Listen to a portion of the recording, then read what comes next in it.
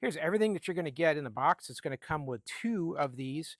These are the smaller size. They're going to fit the swimline hydro pool pump and skimmers and filter setups. They're about 6 inches across and 3 inches deep. So you're going to want to measure to make sure this is the one compatible with your setup.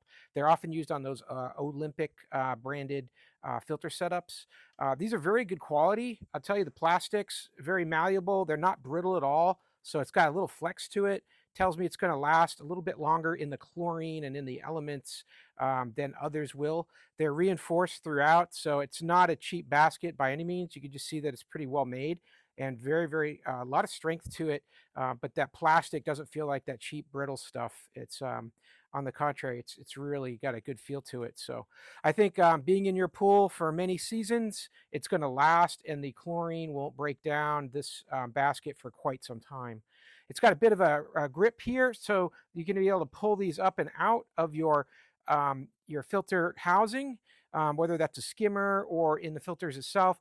This thing will definitely be a good basket in order to catch anything that's floating around in the pool that gets into here. It's going to be retained in this basket with still a lot of water flow.